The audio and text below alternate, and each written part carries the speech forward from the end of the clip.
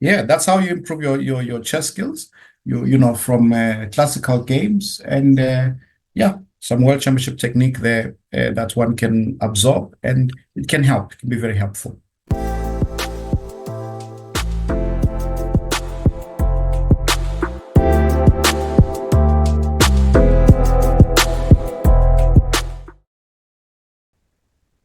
Chess, nonsense, and analysis. Yes, Watu, here we are again. What are we looking at today?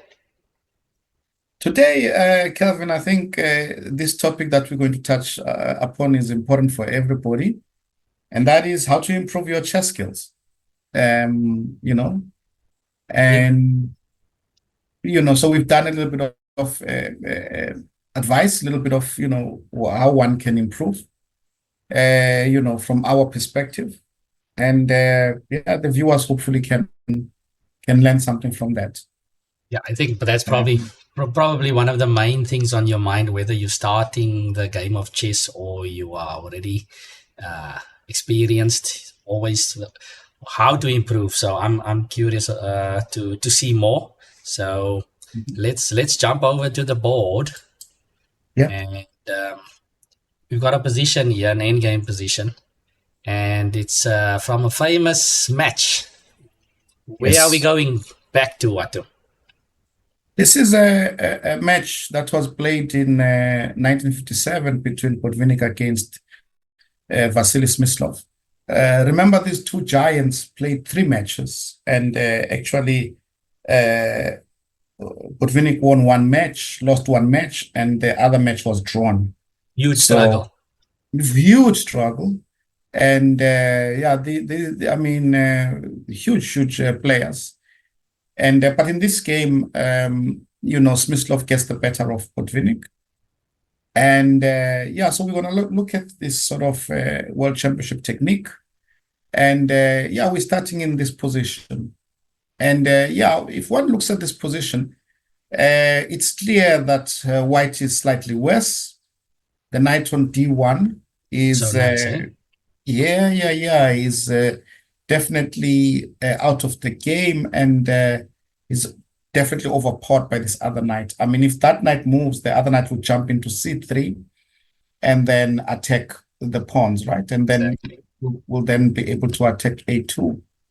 So there are not so many options for white in this position. And if white does nothing, and probably black would move with the king over to the queen side and then push the pawn to a4. And if you still do nothing, push maybe the pawn to a3. I can choose maybe to take. If you move this knight, I could take and attack that pawn, Yeah. or I could play a3 and then try to attack that pawn.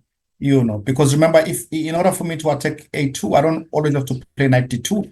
I could imagine if this knight is not here, I could also play knight d2, then take the pawn and then play a2, a1. No, Yeah. so there's a lot that is happening, and Botvinnik feels that look, he's got to get his own pieces active, and this is one of the. I remember in one game you were talking about this, that in order to defend, sometimes you have to exchange one side of the board so that you're defending only on one side.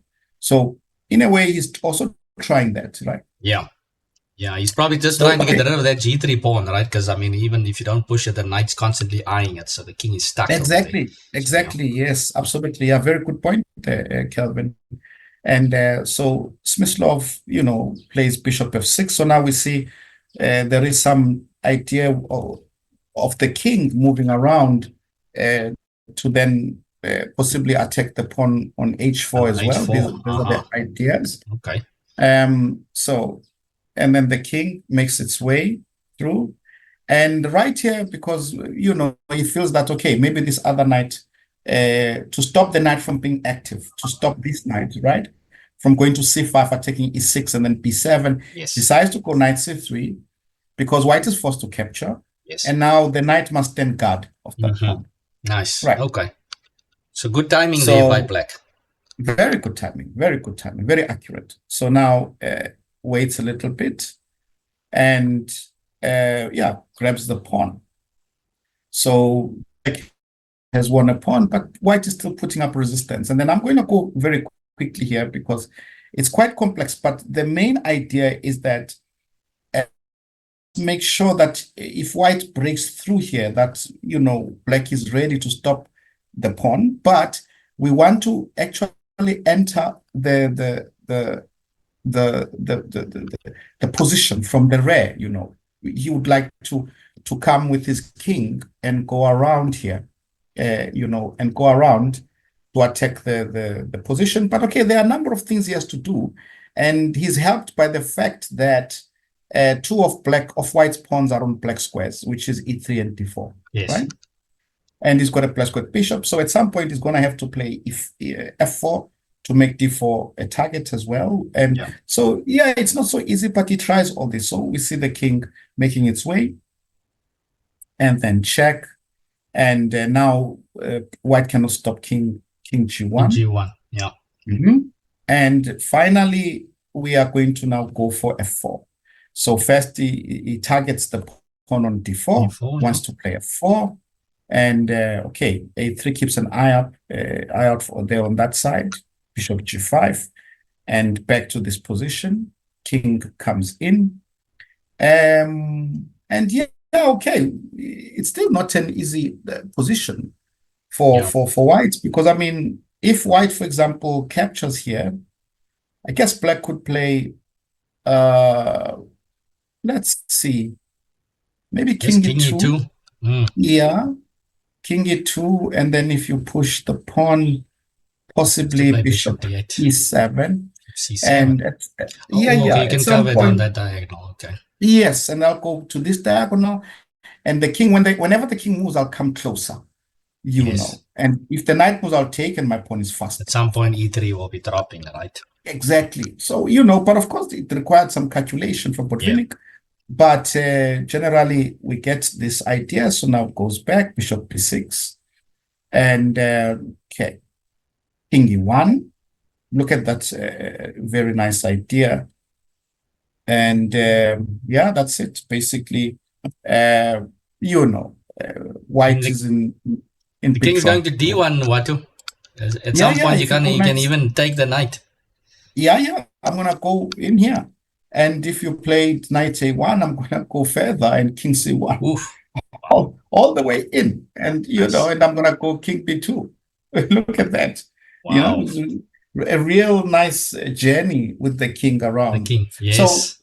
So, right. So now going back to the idea of, how to improve as a suggestion for our viewers, I looked at this and I was very impressed, of course, with this game. I looked at it and I was like, wow, what a game. Yeah. And then I played in 1995. No, 98 actually. I played a game against Amorim Agnello from Angola, and it was we had both tied for first in the zonal. Okay. And the zonal was a qualifier for the World Cup. Yes. So we played a playoff, and this was one of the games from the off, and we reached this position. It's a Rai Lopez. Now, just to explain very quickly what the ideas are, very, very quickly, white has just played h3. That's the main line. To play d4 and attack the structure, the center. Yes. So black has to be ready in a sense that black must overprotect the pawn on e5. Black must find a way to overprotect the pawn on e5. That's why you get all these variations. For example, the bishop b7, rook e8 is the Zaitsev, knight b8, knight d7 is the Breya, right? Yeah. And so on and so on and so on. So I chose the Chigorin, which is knight a5 and then c5. So the idea is to place the queen on c7. And when the queen is on c7, the queen will be overprotecting the pawn on e5 so that you keep center. Okay. There are many moves here, but he plays d5. It's one of the most critical variations. It's a signal that white would like to play maybe on the king side. He plays knight d2, and I play g6, already to set up the defense on the king side. He plays knight f1, I play king g7. And I think here he just didn't understand my idea. He played queen d2, maybe not so great because I'm going to play knight g8 here. And I stop queen h6. Now the And queen on d2 looks a bit weird. yes, the queen is now all of a sudden weird. And because he's played this move, he plays g4. And now, okay, but somehow my pieces are very much on the king side, and I'm able to strike back with h5. So I play bishop takes h3. So I transform defense into attack. Play bishop g5 because this bishop is very important. Yeah. It's White's good bishop, and it could be a good attacking piece. I want to exchange it.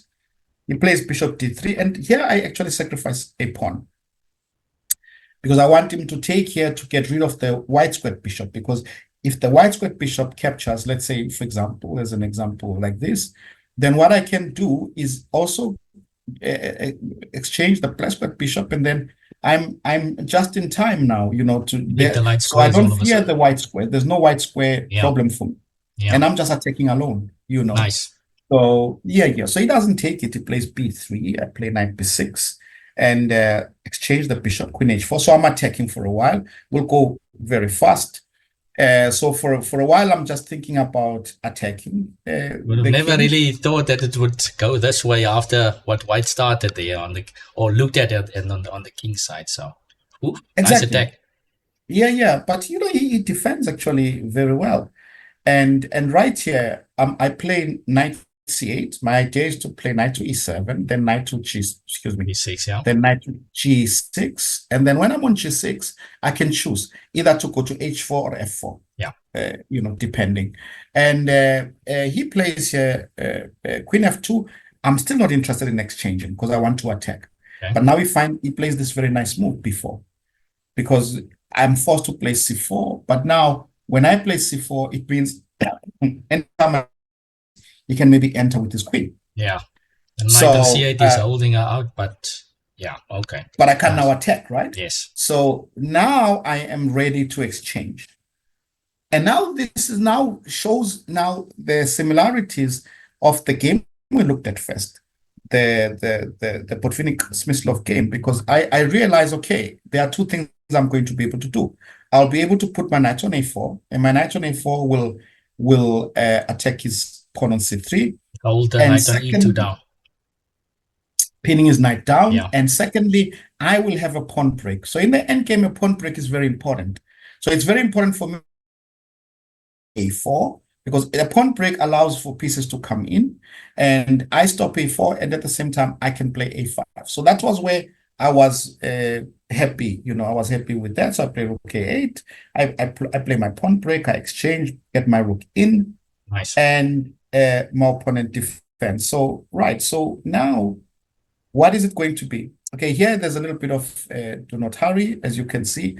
We talked about this, that in an end game, you, instead of thinking about taking all your time and thinking about what you want to do, you sometimes make a move and you think in your opponent's time, right? Yes. And you can see me doing that, like moving backwards, forwards. It's just do not hurry. Yeah, thinking in my opponent's time. And okay. So now I go knight b2. My idea, of course, is to put the knight on d3. Yes. He plays rook c1, exchange. And now similar idea to the one that Smyslov played. So because of knowing knowledge of that game, I now tied down one of the pieces to c3, and then I am ready to exchange the other piece. The king starts going that side, right? Exactly. Similar. It's actually almost the same position. Well, now my king is going to go in, and he plays king f2. First, I'm going to play knight d3 to move his king, and then I'm going to go around the same way Smyslov did, right? Knight to d3, and I play king g2. And right here, he realizes that his knight is completely dominated. And if he moves away with his king, I will play king f2. And then next move, if he moves with his king, I will play king f3 and capture both pawns with an easy win. Yeah. So, okay, he tries, knight d4, but of course, the knight is very agile and will be able to stop this pawn, but I have to be careful. And so I took there, and then he resigned. So nice. Yeah, it's so nice to be able to to take a pattern, Watu, that you've spotted in a different game, and then use it in your own games. Sometimes creating it from scratch can take a bit more energy and a bit more time you need to be creative. So it's so important, like you said, to have those patterns, or to be able to recognize them and learn from the past games. And nicely executed there. I like it. Thank you. Yeah, that's how you improve your chess skills. You know, from classical games, and yeah, some world championship technique there that one can absorb, and it can help. It can be very helpful. Yeah, beautiful stuff there. First of all, the game from Smyslov and Botvinnik, and then Watu showed us how it's done in his own game. So nice. Thanks, Watu, for showing that technique over there. Is that enough nonsense for today? That's enough nonsense for today from me. Thanks, Watu. So to the viewers out there, if you like what you've seen, don't forget to comment and like and subscribe, and we will see you next time. Cheers.